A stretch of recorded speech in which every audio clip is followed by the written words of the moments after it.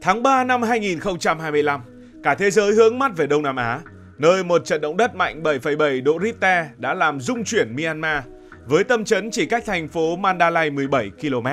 Đây là một sự kiện đã làm ngỡ ngàng rất nhiều người, bởi vì trận động đất này không chỉ nằm trong biên giới của Myanmar, cách đó gần 1.000 km tại Bangkok.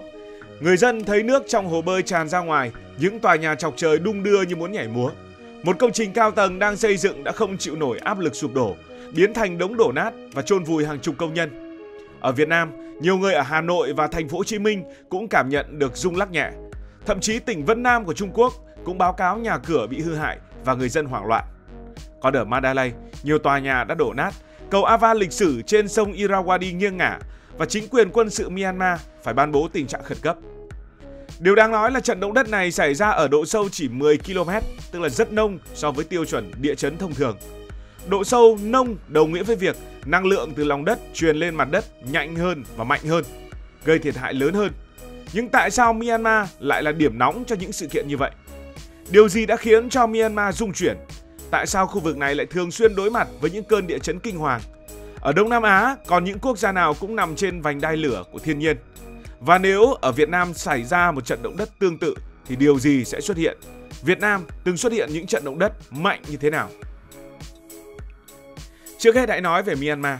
Myanmar không phải là một quốc gia ngẫu nhiên bị động đất ghé thăm. Nó nằm ở một vị trí địa lý đặc biệt, nơi những mảng kiến tạo khổng lồ của trái đất gặp nhau. Để hình dung, trái đất giống như một quả bóng khổng lồ, nhưng lớp vỏ ngoài của nó bị nứt thành nhiều mảnh lớn, gọi là các mảng kiến tạo. Những mảng này không đứng yên mà nó di chuyển chậm rãi, va chạm, trượt qua nhau hoặc thậm chí chui xuống dưới nhau. Và Myanmar là một trong những nơi như vậy. Trận động đất vào tháng 3 năm 2025 được cho là xảy ra trên đứt gãy Sagaing, một đường nứt dài hơn 1.400 km chạy xuyên qua Myanmar từ Bắc xuống Nam. Và đáng chú ý, nó lại chạy qua những thành phố lớn như là Yangon, Naypyidaw và Mandalay. Đây là ranh giới giữa hai mảng kiến tạo, mảng Burma, một mảng nhỏ, và mảng Sunda, một phần của Đông Nam Á. Hai mảng này chúng trượt ngang qua nhau với tốc độ rất chậm, tốc độ từ 18 cho đến 49 mm mỗi năm, nhưng là chậm so với trái đất. Song qua hàng triệu năm, áp lực đã tích tụ khổng lồ. Khi áp lực này được giải phóng, mặt đất sẽ rung chuyển, và đó chính là động đất. Nó giống như khi bạn đang kéo hai tấm gỗ trượt qua nhau, nhưng chúng bị kẹt lại. Bạn càng kéo mạnh, áp lực càng tăng, cho đến khi một trong hai tấm gỗ sẽ bật ra. Đó chính là cách những trận động đất tại Myanmar xuất hiện. Trong lịch sử, đứt gãy này đã từng gây ra nhiều trận động đất lớn, như trận động đất 7,5 độ Richter vào năm 1931, hay hai trận 7,3 và 7,7 độ vào năm 46, thậm chí là 6,9 độ vào năm 2012.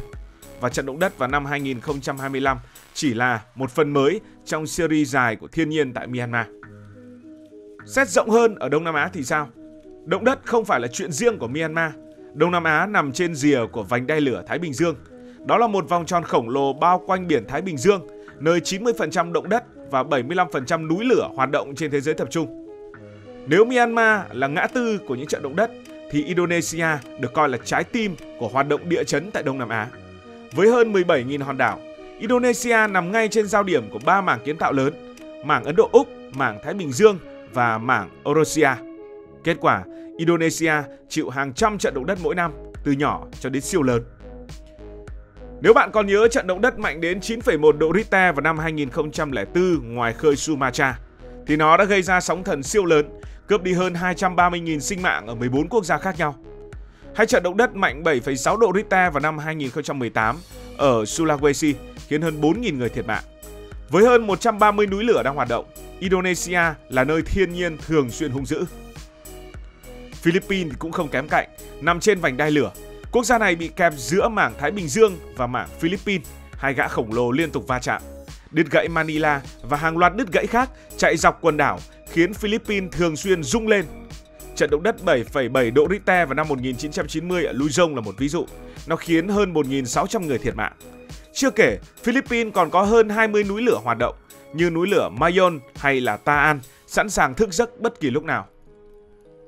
Thái Lan thì được xem là an toàn hơn so với Myanmar, Indonesia hay Philippines, nhưng họ không hoàn toàn thoát khỏi nguy cơ động đất.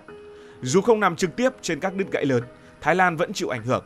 Năm 2014, một trận động đất 6,1 độ Richter đã xảy ra ở Chiang Mai. Nó là lời nhắc nhở rằng Thái Lan có thể hứng đòn từ thiên nhiên. Malaysia thì ít động đất hơn, nhưng phía đông của đảo Borneo từng ghi nhận trận động đất 6,0 độ Richter vào năm 2015. Singapore gần như miễn nhiễm nhờ nằm xa các đứt gãy lớn, nhưng họ vẫn cảm nhận được rung lắc từ những trận động đất ở Indonesia. Và một phần Singapore miễn nhiễm vì diện tích của họ quá nhỏ. Campuchia và Lào cũng tương đối yên bình, nhưng không hoàn toàn nằm ngoài tầm ảnh hưởng của những đứt gãy và những trận động đất. Vậy còn Việt Nam chúng ta thì sao? Bạn có bao giờ tưởng tượng mặt đất dưới chân mình, từ những con phố nhộn nhịp ở Hà Nội đến những cánh đồng lúa ở miền Tây, bỗng nhiên rung lắc dữ dội hay chưa? Quả thật là Việt Nam không phải là đất nước yên bình với động đất như nhiều người nghĩ. Và nếu một trận động đất mạnh như thế xảy ra ngày nay, chuyện gì sẽ đến? Các tòa nhà chọc trời, cầu vượt, nhà dân có chịu nổi không? Sự thật là Việt Nam đã từng có những trận động đất mạnh, thậm chí là rất mạnh. Chúng ta cần phải quay ngược thời gian về gần 100 năm trước, năm 1935. Một ngày tưởng như bình thường ở vùng núi Tây Bắc của Việt Nam. Tại khu vực Điện Biên, nơi những cánh rừng bạt ngàn ôm lấy những thung lũng, mặt đất bỗng nhiên gầm lên như một con thú khổng lồ ở vùng Tây Bắc vừa thức giấc. Những nhà địa chấn học sau này ước tính rằng trận động đất ở Điện Biên vào năm 1935 mạnh khoảng 6,7 đến 6,8 độ Richter, con số lớn nhất từng được ghi nhận ở Việt Nam. Nhưng chỉ là tưởng tượng và dự đoán mà thôi, bởi vì ngay thời điểm xảy ra động đất thì không có máy móc ghi lại. Tâm chấn nằm ở đứt gãy Lai Châu Điện Biên. Đây là một đường rạn nứt dài hàng trăm km cắt qua vùng núi hùng vĩ phía Tây Bắc của nước ta. Hãy tưởng tượng cảnh lúc đó, những ngôi nhà sàn bằng gỗ rung lắc dữ dội, mái tranh rơi lả tả, mặt đất như nứt ra, kiểu như bị ai đó đã xé toạc. Dân chúng hoảng loạn chạy ra ngoài, không hiểu chuyện gì đã xảy ra. Vì thời đó, động đất là khái niệm xa lạ với hầu hết người Việt Nam, và có khi họ còn nghĩ rằng đó là do trời phạt.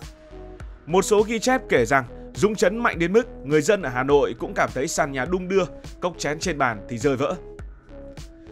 Thật may là thiệt hại không quá lớn như những trận động đất ở Nhật Bản, Indonesia hay Myanmar, vì Điện Biên thời đó dân cư còn thưa thớt, chủ yếu là nhà gỗ, nhà đất nên dễ thích nghi với rung lắc. Không có số liệu chính xác về số người thiệt mạng hay thiệt hại, nhưng đây là lần hiếm hoi Việt Nam chứng kiến sức mạnh thực sự của lòng đất. Một số tài liệu khác cũng nhắc đến một trận động đất mạnh 6,9 độ Richter vào tháng 6 năm 1983 cũng ở gần Điện Biên. Nhưng trận năm 1935 vẫn được coi là lớn nhất trong lịch sử địa chấn Việt Nam vì nó để lại dấu ấn sâu đậm hơn trong ký ức người dân. Vậy thì tại sao Điện Biên lại rung lên như vậy? Bí mật nằm ở những mảng kiến tạo khổng lồ dưới chân của chúng ta. Việt Nam tuy không nằm trên vành đai lửa Thái Bình Dương như Indo hay Philippines, nhưng phía Tây Bắc lại nằm rìa mảng Eurasia. Một mảng này thì cũng liên quan đến Myanmar, nơi mà đứt gãy Lai Châu Điện Biên hoạt động như một van xả áp lực. Khi hai khối đá khổng lồ dưới mặt đất trượt qua nhau, năng lượng tích tụ hàng trăm năm sẽ bung ra, và thế là động đất đã xuất hiện tại vùng núi Tây Bắc của nước ta. Vậy nếu một ngày một trận động đất mạnh tương tự như ở Myanmar xảy ra ở Hà Nội hay thành phố Hồ Chí Minh thì sao? Hay chỉ đơn giản là một trận động đất mạnh như ở Điện Biên năm nào? Nếu một trận động đất mạnh 6,7, 6,8 độ Richter bất ngờ tấn công Việt Nam, nhưng lần này không phải là vùng núi thưa thớt như Điện Biên, mà ngay gần một thành phố lớn như Hà Nội hay thành phố Hồ Chí Minh, thì chúng ta sẽ có một bộ phim tưởng tượng như thế này. Nếu tâm chấn nằm cách Hà Nội khoảng 20 cây số, ở khu vực Sơn Tây chẳng hạn, rung lắc sẽ rất mạnh, đủ để làm nứt đường, đổ cột điện, khiến người dân hoảng loạn. Những con phố cổ chật hẹp với những ngôi nhà cũ kỹ có thể sụp xuống như domino. Những tòa nhà cao tầng như Gangnam hay Lotte sẽ bị đung đưa dữ dội. Nếu không được thiết kế tốt, kính vỡ sẽ rơi như mưa, gây nguy hiểm cho người bên dưới. Hà Nội nằm trên đồng bằng sông Hồng với nền đất bồi khá yếu. Một hiện tượng đáng sợ như vậy xảy ra đó là lún lỏng, đất biến thành dạng lỏng như cháo khi bị rung mạnh, khiến móng nhà mất khả năng chịu lực. Cầu Thăng Long hay cầu Nhật Tân có thể bị nứt, thậm chí sập một phần nếu không đủ sức chống chịu. Hàng nghìn người có thể bị mắc kẹt trong đống đổ nát và giao thông thì tê liệt hoàn toàn. Còn nếu động đất xảy ra ở thành phố Hồ Chí Minh, tình hình còn phức tạp hơn. Thành phố này được xây dựng trên nền đất sét và bùn, yếu hơn cả Hà Nội. Một trận động đất khoảng 6,7, 6,8 độ Richter sẽ khiến Landmark 81 Bitexco Tower rung lắc như cây trẻ trong gió. Nhà dân tự xây, vốn thường không theo tiêu chuẩn, sẽ sụp hàng loạt. Đường hầm sông Sài Gòn hay cầu Phú Mỹ có nguy cơ bị hư hại, cắt đứt giao thông Bắc Nam. Chưa hết, nếu tâm chấn nằm ngoài khơi Biển Đông, gần đứt gãy Manila chẳng hạn, sóng thần cao 2 đến 3 mét có thể ập vào đồng bằng sông Cửu Long. Cần Thơ, Mỹ Tho sẽ ngập trong nước, cuốn trôi nhà cửa vào mùa màng. Với hơn 10 triệu người thành phố Hồ Chí Minh, con số thương vong có thể lên đến hàng nghìn nếu động đất diễn ra vào giờ cao điểm. Và dù ở đâu, nếu một trận động đất mạnh 6,7 độ Richter xảy ra cũng sẽ gây ra hiệu ứng domino. Cháy nổ từ đường dây điện đứt, bệnh viện quá tải, thiếu nước sạch do đường ống vỡ. Ở miền núi như Điện Biên, lở đất sẽ chôn vùi làng mạc, còn ở những thành phố, hậu quả thật khôn lường. Với một quốc gia chưa quen ứng phó động đất lớn, sự hỗn loạn là điều khó tránh. Câu hỏi lớn nhất được đặt ra ở đây, các tòa nhà, cầu đường ở Việt Nam có được thiết kế để sống sót qua trận động đất mạnh khoảng 6,7 độ hay không? Câu trả lời là không đơn giản vì nó phụ thuộc vào từng công trình. Từ năm 2012, Việt Nam đã có tiêu chuẩn Việt Nam 9386/2012, tiêu chuẩn thiết kế công trình chịu động đất. Chúng ta đã tính toán trước cho điều này. Theo đó, các khu vực được chia thành các mức nguy cơ. Khu vực Tây Bắc như Điện Biên, Lai Châu chịu được động đất từ 6 cho đến 7 độ Richter. Ở Hà Nội và miền Trung, mức trung bình khoảng 5 đến 6 độ. Ở thành phố Hồ Chí Minh và miền Nam, mức thấp đó là dưới 5 độ. Những công trình quan trọng như là bệnh viện, trường học, nhà cao tầng phải được gia cố móng, dùng cột thép linh hoạt và tính toán để không sụp đổ hoàn toàn trong những trận động đất từ 6 đến 7 độ Richter. Thực tế là những công trình lớn như là Landmark 81, Vinpearl Nha Trang, sân bay Nội Bài hay những công trình mới được xây dựng gần đây được thiết kế bởi các công ty quốc tế, tuân thủ các tiêu chuẩn động đất. Chúng có thể đung đưa nhưng rất khó sụp đổ hoàn toàn trong trận động đất mạnh khoảng gần 7 độ Richter. Tuy nhiên, kính vỡ hay hư hại nội thất vẫn là nguy cơ. Còn nhà dân thì sao? Nhà dân chính là điều đáng lo ngại nhất. Đó là nhà của hàng triệu người ở thành phố Hồ Chí Minh, Hà Nội. Nhiều ngôi nhà ống từ 3 đến 5 tầng chỉ dùng bê tông cốt thép, không có kết cấu chống rung. Một trận động đất khoảng gần 7 độ Richter sẽ khiến chúng sập như những lâu đài cát. Với những công trình cũ như những tòa nhà từ thời Pháp, những công trình vẫn còn tồn tại rất nhiều ở Hà Nội hay thành phố Hồ Chí Minh. Chúng không được thiết kế để chống động đất. Chúng chỉ chịu đựng rung lắc nhẹ, nhưng với khoảng gần 7 độ Richter, nguy cơ nứt gãy là khá cao.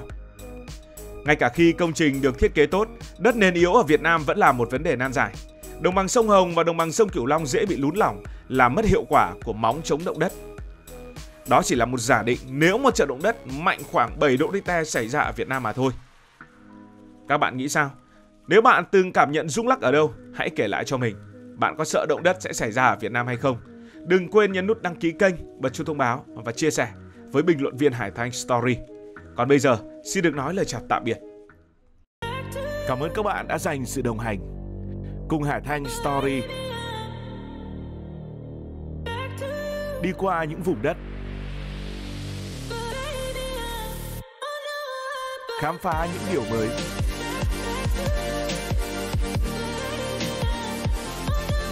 Đừng ngần ngại, hãy để lại những góp ý và xin được hẹn gặp lại.